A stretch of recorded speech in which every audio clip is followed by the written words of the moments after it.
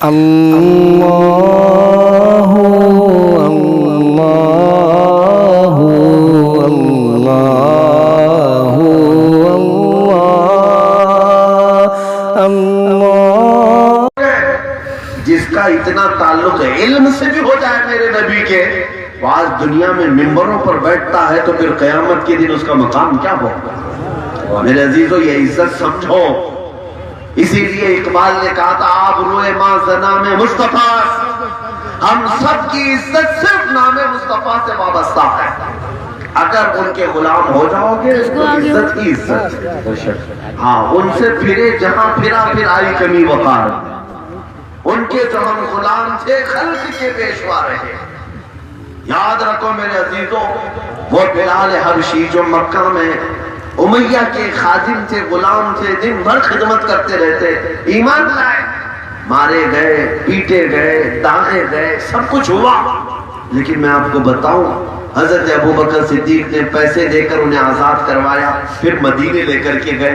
6 سال کے بعد میرے آقا صلی اللہ علیہ وسلم ہجرت کے 6 سال بعد مدینے سے واپس مکہ تشریف لائے، 10,000 صحابہ کی فوج کے ساتھ۔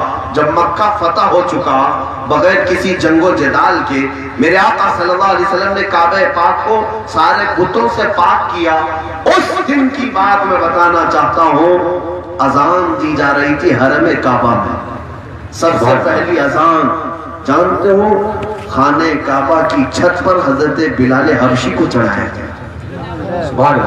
حضور پاک صلی اللہ علیہ وسلم کے پاس اور بھی صحابہ تھے، وہاں صدیق اکبر بھی تھے، عمر ابن خطاب بھی تھے، عثمان غنی بھی تھے، حیدر کرار بھی تھے، رضوان اللہ تعالی علیہ مجمعین۔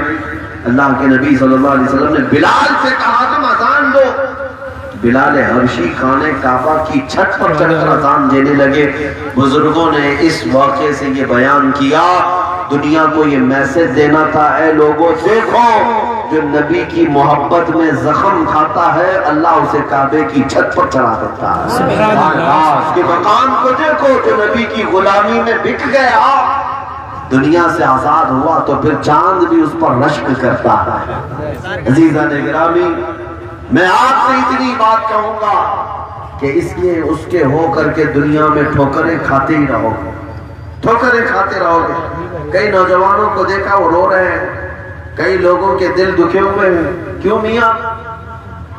ایک نوجوان تو ایسا تھا کہ کھانا پانی چھوڑا ہوا ہے، مسجد میں آ کر بیٹھا ہوا ہے، کئی دن سے ملاقات کی ہمارے لیے کوشش کرتا رہا، چھپ کر کے میں کچھ بات بتانا چاہتا ہوں، پرسنل بات ہے میرے لیے، تو روز پرسنل بات کرنے والے کتنے لوگ ہیں، اور تقریباً یہ نوجوانوں کی پرسنل بات ان کے کرنے سے پہلے ہمیں معلوم رہتی۔ ہم نے خود پوچھا کیا کسی محبوبہ نے دھوکہ دیا ہے؟ یہی تو ہوا ہوگا۔ کہا حضرت آپ بالکل صحیح سمجھ گئے، کہا یہ عام بیماری ہے، تمہارا چہرہ روٹا ہوا، کھانا چھوٹا ہوا، اور پوری فکروں میں آج مبتلا ہو، نہ کام میں دل لگتا ہے، نہ سونے میں دل لگتا ہے، آرام میں دل لگتا ہے، کیوں آخر؟ کہا کہ وہ دھوکے باز تھی، فلاں کے ساتھ محبت کیا، اس پر سب کچھ لٹایا، اس کے اوپر اتنا خرچہ کیا، چھوڑ کر چلی گئی۔ میرے عزیز اے نوجوانوں، مجھے شرم بھی آتی ہے، یہ کوئی ہنسنے کی بات نہیں، کوئی لطیفہ نہیں ہے، میں تمہیں یہ بتانا چاہتا ہوں اتنا قیمتی دل اللہ نے تجھے دیا تھا، تو نے لگایا ہی ایسے جھوٹے محبوب سے، ایسی محبوبہ اور ایسی معشوقہ پہ تو دل دے بیٹھا جو صبح الگ اور شام میں الگ کے ساتھ ہو سکتی ہے۔ کاش تو در مصطفیٰ پر ایک بار دل رکھا ہوتا، اس دروازے پر ایک بار دل رکھا ہوتا۔ اور اس تاجدار مدینہ کا حال یہ ہے، ایک بار اگر اس نبی نے تمہارا ہاتھ پکڑ لیا تو دنیا کیا قبر کیا حشر میں بھی وہ ہاتھ نہیں چھوڑے، وہ کہیں ہاتھ نہیں چھوڑتے۔ خود میرے آقا صلی اللہ تعالیٰ علیہ وسلم ارشاد فرماتے ہیں قیامت کے دن تم مجھے دیکھو گے، حضور فرماتے ہیں توجہ، قیامت کے دن تم مجھے دیکھو گے، میرے ایک کندھے پر چادر ہوگی اور چادر میرے کندھے سے کھسک کھسک کر کے گر رہی ہوگی، اور میں اپنی چادر کو ایک ہاتھ سے سنبھال رہا ہوں گا اور دوسرے ہاتھ سے میرے امتی کو پکڑ رہا ہوگا۔ اسے پکڑ پکڑ کر کے میں جنت کی طرف لے جا رہا ہوں. تم نے دنیا داروں کو ہاتھ چھوڑتے ہوئے دیکھا. کاش اس نبی رحمت کی طرف ہاتھ بڑھائے ہوتے. وہ نبی کہیں تمہارا ہاتھ نہیں چھوڑیں گے, کہیں ہاتھ نہیں چھوڑیں گے. اسی لیے صحابہ کا یہ نعرہ تھا, جب تک بکے نہ تھے تو کوئی پوچھتا نہ تھا. یا رسول اللہ تم نے خرید کر ہمیں انمول کر دیا. سبحان اللہ. نبی پاک صلی اللہ تعالی علیہ وسلم کی غلامی میں آنا تمہارے لیے شرف عزت ہے.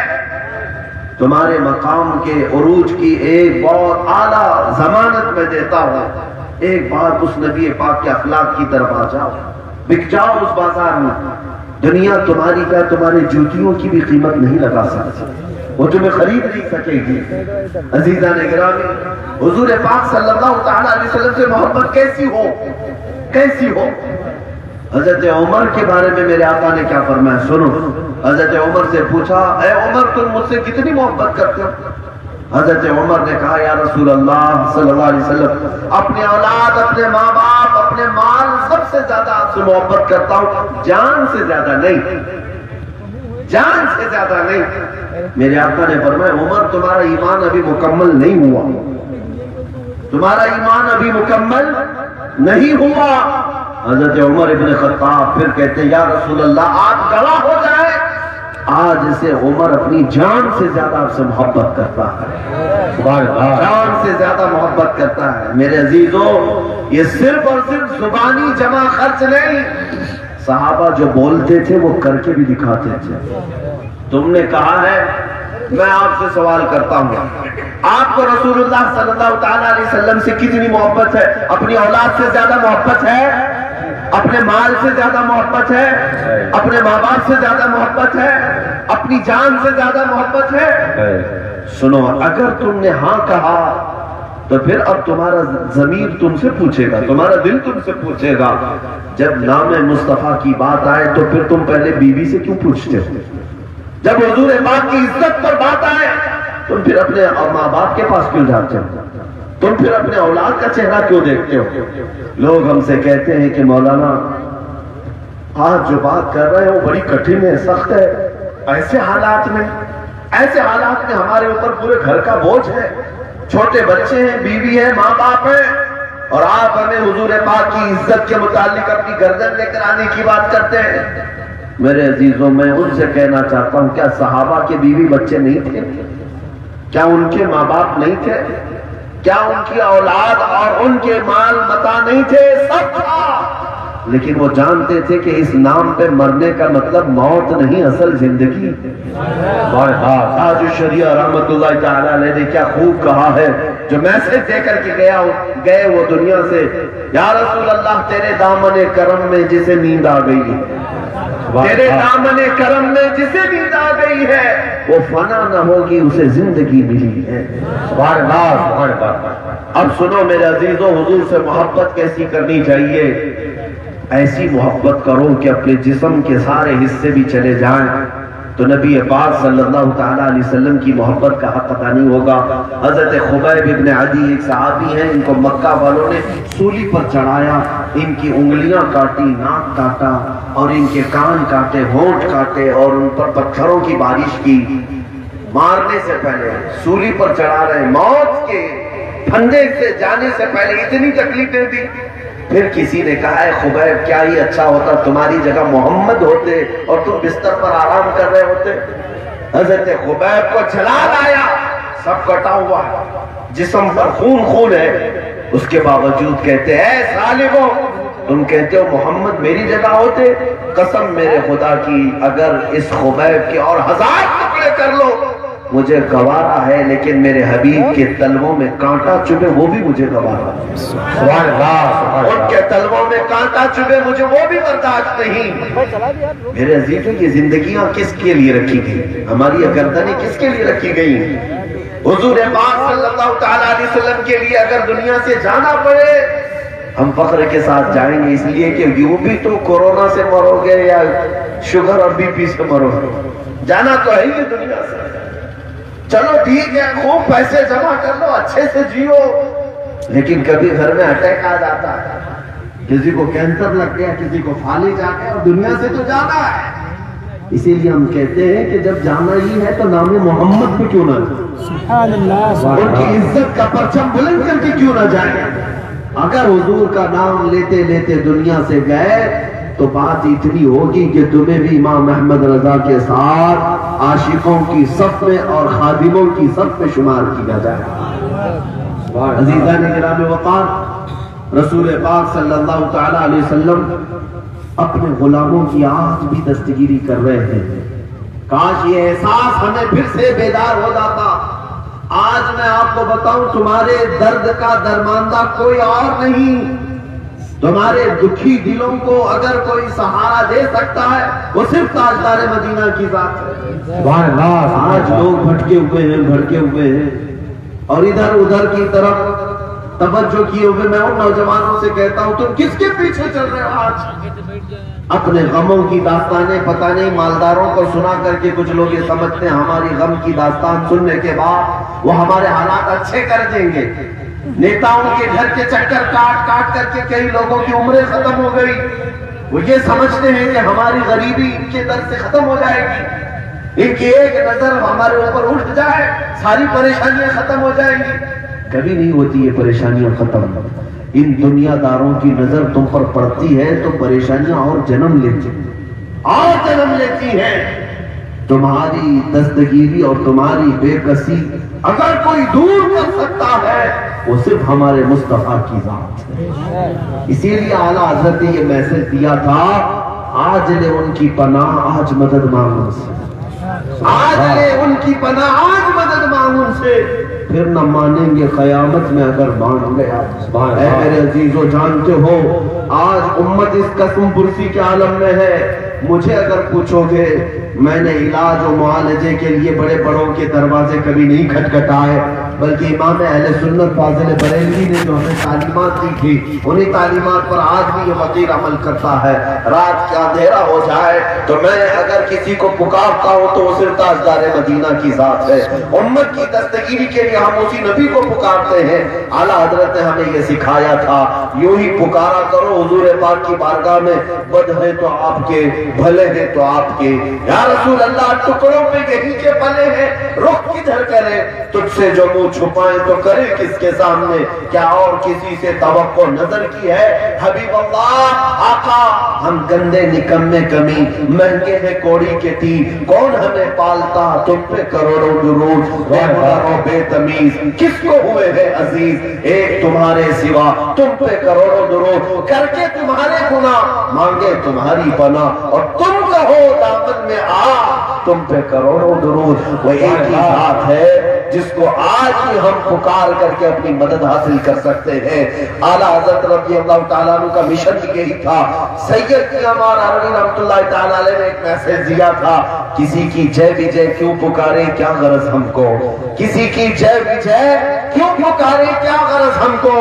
ہمیں کافی ہے سید اپنا نعرہ یا رسول اللہ. ہمیں کافی ہے سید اپنا نعرہ یا رسول اللہ. ایک غریب شخص، ایک غریب آدمی، میں آپ کو بتاؤں کہ حضور پاک صلی اللہ تعالیٰ علیہ وسلم کی دستگیری حضرت ابو حفص سمرقندی رحمۃ اللہ علیہ فرماتے ہیں، مکہ میں ایک شخص رہتا تھا، اچانک اس کا انتقال ہوا، اور انتقال ہوا تو اس کا چہرہ گدھے کی طرح بن گیا، شکل بدل گئی.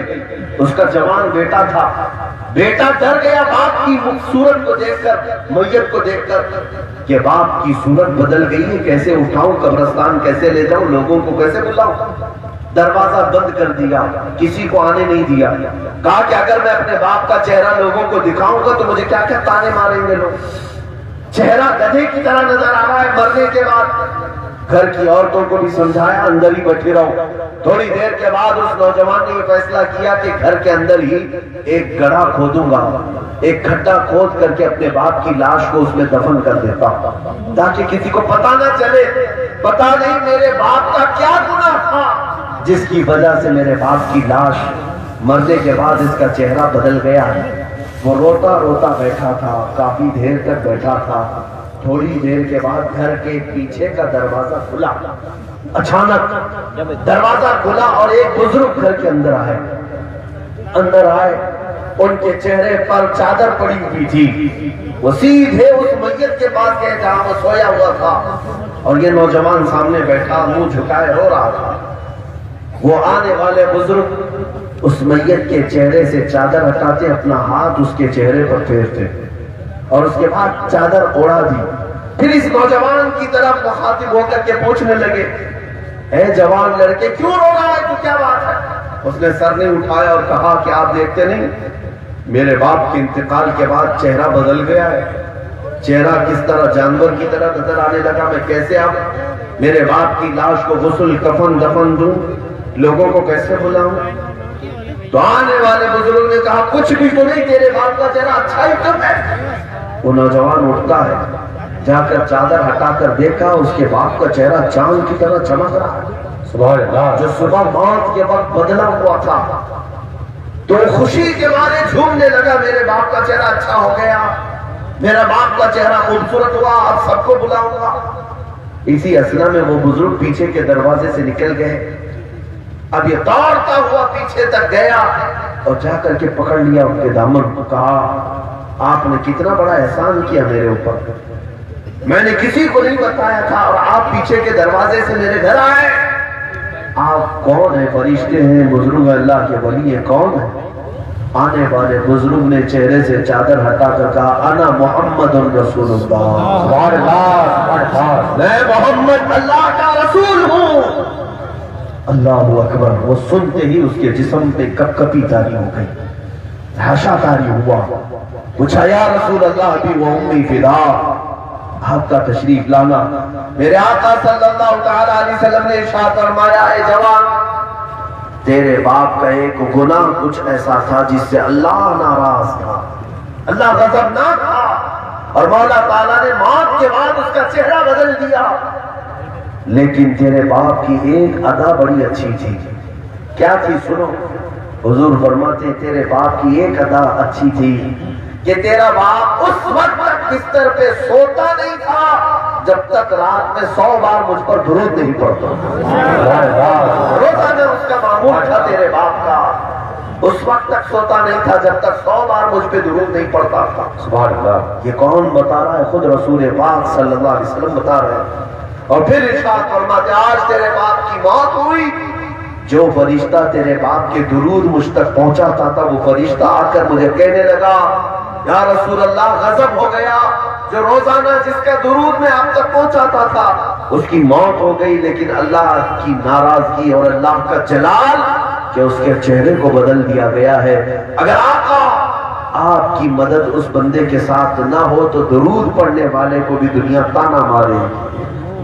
میرے آقا صلی اللہ تعالیٰ علیہ وسلم فرماتے ہیں میں اپنی قبر سے چل کر کے آیا اور تیرے گھر آ کر تیرے باپ کے چادر کو ہٹا کر سر اس کے چہرے پر میں نے ہاتھ رکھ کر بارگاہ الہی میں عرض کیا مولا یہ وہ چہرہ ہے جو مجھے رات کو درود بھیجتا تھا، بس میں نے اس کے چہرے پر ہاتھ رکھا تو اس کے چہرے کو صحیح سلامت بنا دے۔ رب ذوالجلال نے میرے ہاتھ کی برکت سے تیرے باپ کے چہرے کو چاند کی طرح چمکدار بنا دیا۔ یہ کہہ کر میرے آقا صلی اللہ علیہ وسلم تشریف لے گئے۔ میرے عزیزو جس بزرگ نے اس حکایت کو نقل کیا اور پھر ارشاد فرمایا کہ آج بھی اگر ہماری کوئی دستگیری کرتا ہے تو وہ تاجدار مدینہ کی ذات ہے، وہ صرف میرے آقا صلی اللہ علیہ وسلم کی ذات ہے۔ اے مسلمانوں تم کیا سمجھ بیٹھے ہو آج لوگوں کی ناراضگی، لوگوں کے روٹھنے کا تو تمہیں خوف ہوتا ہے، اصل بات تو دیکھنی چاہیے اپنا سب کچھ گنبد خضرا کل بھی تھا اور آج بھی ہے۔ اس بات پر اگر عمل ہو جائے کہ نبی پاک صلی اللہ تعالیٰ علیہ وسلم سے ہماری زندگی وابستہ ہے، اگر غریبی آئے تو انہیں پکاریں گے، غم آئے تو انہیں پکار، کبھی یہ ناراض ہوا دنیا کے لیے تم کیا کیا کرتے رہے۔ سنو آج لوگ کہتے ہیں ایسے کپڑے پہنوں تاکہ لوگ مجھے کچھ برا نہ کہیں، تم نے عمدہ کپڑے پہنے یہ دنیا تانا مارنے لگی، چوری کے پیسوں سے پہنا ہوگا، 2 نمبر کا مال لایا ہوگا، تم ہلکے کپڑے پہننے لگے تب بھی یہ تمہیں تانا مارنے لگی، مالدار ہے پیسہ رکھا ہے بخیل آدمی ہے کنجوس ہے کپڑے تک ڈھنگ کے نہیں پہنتا، کھانا کھاؤ تو بولے بھوکا رہو تو بولے، اولاد ہے تو تانا مارے، اولاد نہیں ہے تو تانا مارے۔ تمہارے، تم اگر اچھے شوہر ہو تو بیوی کا غلام کہلائے جاؤ گے، تھوڑی سختی کرو گے تو ظالم و جابر کہلاؤ گے، ہر طرح دنیا تمہیں تانے ہی دیتی رہے گی، کبھی اس دنیا کو تم راضی کر ہی نہیں سکتے۔ یہ ہر پٹ ہر چھت کو اپنی طرف لے جاتی ہے، بیٹھے ہو تب تانا مارے گی، تھوڑی دیر کیا کھڑے نہیں ہو سکتے تھے، کھڑے ہو تو کہے گی کیا تم بیٹھ نہیں سکتے تھے، بیٹھے ہو تو کہے گی کیا سو نہیں سکتے تھے، سوئے ہو تو بھی اٹھانے کی بات کرے گی۔ دنیا کو کسی بھی کام پر خوشی نہیں ہے، اس لیے میرے عزیزوں دنیا کو راضی کرنا چھوڑ دو، اس لیے کہ یہ آخری سانس تک تم سے راضی نہیں ہوگی۔ ایک بار میرے مصطفیٰ کو راضی کرنا شروع کر دو، ایک بار میرے رب کو راضی کرنا شروع کر دو، بس یہاں اتنی آسانی ہے، ایک درود پڑھا وہ نبی راضی ہوا، ایک سجدہ کیا وہ مولا راضی ہوا۔ نعرے تکبیر، نعرے تکبیر، نعرے رسالت، نعرے رسالت، تحفظ ناموس رسالت کانفرنس، حضرت علامہ سلمان رضا صاحب قبلہ ازہری، حضرت علامہ سلمان رضا صاحب قبلہ ازہری، نعرے تکبیر، نعرے رسالت۔ میں آپ کی محبتوں کا قائل ہوں، نیپال والے تقریر میں بڑا ڈسٹرب کرتے ہیں آپ، ہاں ہم پیسوں کے لیے مال کے لیے تقریر نہیں کرتے، یہ آپ کی محبت ہے ٹھیک ہے، شاید یہ شاعروں کا مزاج ہے، ان کو نوازا جاتا ہے، جب کوئی شاعر نعت پڑھے تو اسے آپ دیا کریں، میں تو ایک غریب آدمی اسی میں خوش ہوں، اللہ اور اس کے رسول نے جو دیا ہے بس کافی ہے۔ آپ کی محبتوں کے نذرانے ہیں، لیکن تھوڑی دیر تقریر اور بیان کو ہوش و حواس کے ساتھ سنیں، ہوش و حواس کے ساتھ سنیں۔ نبی پاک صلی اللہ تعالیٰ علیہ وسلم، یہی تو بات بیان کر رہا ہوں، چندہ دینے کا رواج شاید نیپال میں زیادہ ہے، ٹھیک ہے، اگر چندہ دینے کا اتنا ہی شوق ہے تو سنو میرا مزاج، مولوی لوگوں کو دیکھ کر اکثر لوگوں کا خیال یہی ہوتا ہے کہ چندہ لینے کے لیے مولانا صاحب آگے ہوں گے، رسید لے کر کے آ گئے، لیکن میں آپ کو بتاتا ہوں میں بھی چندہ کرنے آتا ہوں، لیکن پیسوں کا نہیں، گردنوں کا چندہ، سبحان اللہ سبحان اللہ، گردنوں کا چندہ کریں گے ہم یہ نہیں پوچھتے کہ تمہاری جیب میں کتنا ہے، ہم یہ پوچھتے ہیں کون ہے جو میرے مصطفیٰ کے نام پر اپنی گردن لٹانے کو تیار ہے، بس جس کے ہاتھ اٹھ گئے اس کو نبی پاک نے دیکھ لیا، جس کے ہاتھ اٹھے اسے رسول پاک نے دیکھ لیا۔ ہم اتنی بات کرتے ہیں میرے عزیزوں، میں اسی کی مذمت میں ساری چیزیں کہہ رہا ہوں کہ دنیا دنیا دنیا دنیا کرتے رہ گئے اور اپنے نبی پاک کو فراموش کر گئے۔ اس رسول پاک صلی اللہ تعالیٰ علیہ وسلم کی یہی بات میں بتا رہا تھا، وہ اپنی امت کو کسی حالت میں تنہا چھوڑنے کو تیار نہیں۔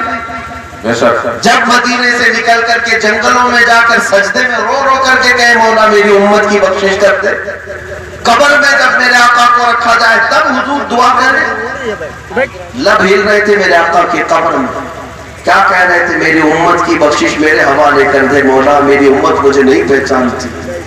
وہ معراج کی شب میں ہمیں یاد کر رہے تھے، اس امت کو کیا ہو گیا؟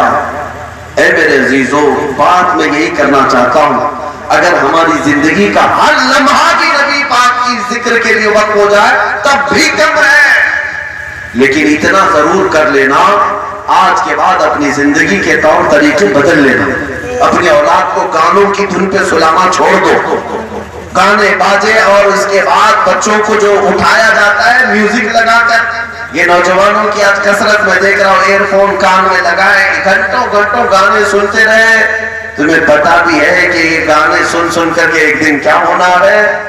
حدیث پاک میں ملتا ہے قیامت کے دن ان بندوں کو بلایا جائے گا جو دنیاوی عشق و محبت کے غلیظ گانے سنتے تھے اور ان کا نفس امارہ انہیں بہکاتا تھا، گناہوں کی طرف لے جاتا تھا، شہوت بڑھتی تھی، ان گانوں کو سننے کی وجہ سے قیامت کے دن فرشتے سیسا گرم کر کے پگھلا کر ان کے کانوں میں ڈال رہے ہوں، ان کے کانوں میں پگھلا ہوا سیسا ڈالا جا رہا ہوگا اور ان کا بھیجا پک کر کے دوسرے کان سے نکل رہا۔ یہ مذمت آئی ہے، اور آج یہی تو میں کہنا چاہتا ہوں کہ طور طریقے بدلو، آج سے اپنے بچوں کی تربیت یوں کرو، میں سو جاؤں یا مصطفیٰ کہتے کہتے، میں سو جاؤں یا مصطفیٰ کہتے کہتے، کھلے آنکھ میری صلی علی کہتے کہتے۔ عزیزان گرامی وقار، آج اگر یہ پلٹ آئے نا امت ایک بار نبی پاک کے قدموں کی طرف، تو دنیا جو آج بھونک رہی ہے وہ اپنی اوقات سمجھ جائے گی کہ محمد عربی کا شعر جس دن بیدار ہوتا ہے، یہ روم اور کسرا کے تخت کو بھی الٹ دیا کرتا ہے، یہ قیصر اور کسرا کے تخت کو بھی الٹ دیتا ہے، ننگے پیر چلتا ہے، بھوکا رہتا ہے، لباس گدڑی والا پہنتا ہے، لیکن سپر پاور سے بھی ٹکر لے لیتا ہے۔ یہ کب ہوتا ہے؟ جب اس کے سینے میں عشق مصطفیٰ کی آگ جل جاتی ہے، اور جب شمع روشن ہوتی ہے۔ آج وہ دولت کو بیدار کرو، اس شمع کو اور اس کی لو تیز کرو۔ میں یہ نہیں کہتا کہ سب کے دلوں سے عشق ختم ہو گیا، میرے نبی کی کا عشق ہی تو ہے جو رات میں آپ کو یہاں بٹھایا ہوا ہے، یہ میرے نبی پاک کی محبت ہی تو ہے جو آپ کو بٹھائی ہوئی ہے، بس تھوڑی سی اور محنت کی ضرورت ہے۔ اس لگی ہوئی چنگاری کو شعلہ بنا دو، اب تمہاری آنکھوں میں آنکھیں ڈال کر دیکھنے والا بھی سمجھ جائے کہ یہ ہلکا آدمی نہیں ہے، یہ عاشق رسول ہے، یہ فنا پھر رسول ہے۔ جس دن یہ دولت تمہارے سینے میں مچلنے لگ جائے، پھر زیادہ بولنے کی ضرورت نہیں، صرف تمہارے گزرنے کی ضرورت ہے، بولنے کی ضرورت نہیں۔ دیوان گانے عشق محمد کو دیکھ کر گھبرا گئی ہے گردش دورہ کبھی کبھی، جب یہ گزرتے ہیں تو ماہ و نجوم بھی ان کے صدقے لیا کرتے ہیں۔ عزیزان گرامی، بات اتنی ہے جو ان کے نام پر فدا ہوتا ہے اور اپنے دل میں عشق مصطفیٰ کی شمع روشن کرتا ہے، وہ جنگل میں جائے تو درندے اس کی فرما برداری کرتے ہیں۔